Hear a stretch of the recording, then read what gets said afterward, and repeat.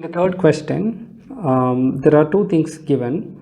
One is the percentage error in measurement of length is 1%. Percentage error in measurement of time period is 3%. What is the percentage of error in calculation of gravity using these two values?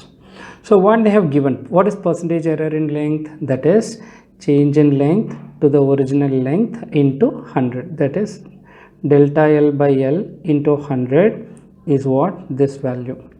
And what this value is, delta T by T into 100 is what? This value.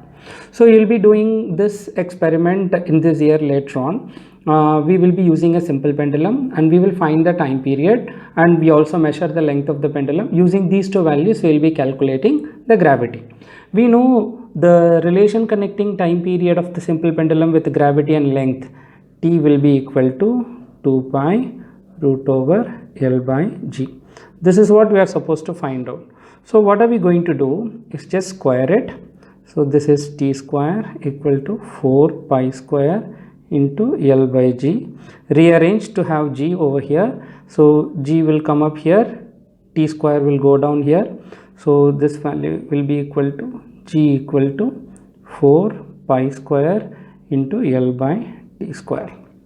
So there is error in length, there is error in time period. So G will become G plus delta G, because L is not just actual L, L will have error small l, delta L, by T square is T plus delta T the whole square. If you take L, you know the drill. If you take L out, 4 pi square, then L if you take out, it will become 1 plus delta L by L, by T if you take out, T as it comes out as square, 1 plus delta T by T whole power 2. So 4 pi square L by T square is nothing but G. So this whole term will be cancelled with the left. We will be using one more step.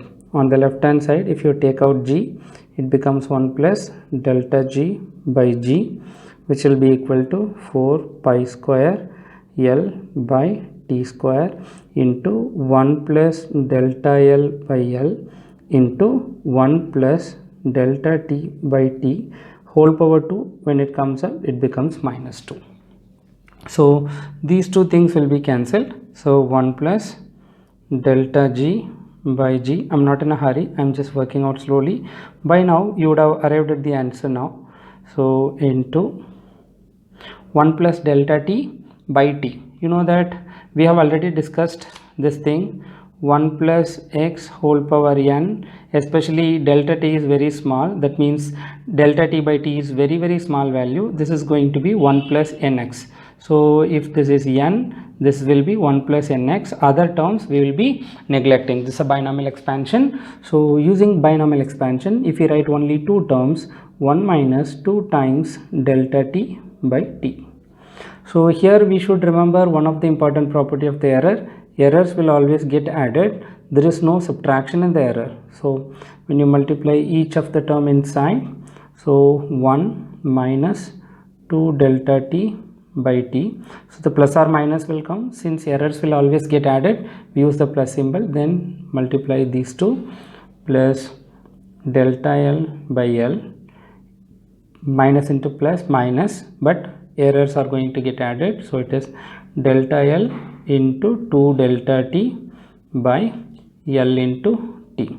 So delta L is a small value, delta T is a small value. Just imagine 0.01 into 0.0023, something like that. When you multiply these two, that value get even smaller values, so we can neglect it. So this one and this one will be cancelled. So delta G by G equal to 2 times delta T by T plus delta L by L. So error in length percentage, they have given delta L by L into 100, they have given delta T by T into 100. So what we are doing is multiplying with 100 on both sides. So percentage of error in G equal to 2 times delta T by T into 100. So that is 3%, and length delta L by L into 100 is 1%. So using that, this is 1%, this is 2 times, this is 3%, So it is 6% plus 1%, that gives us 7% error.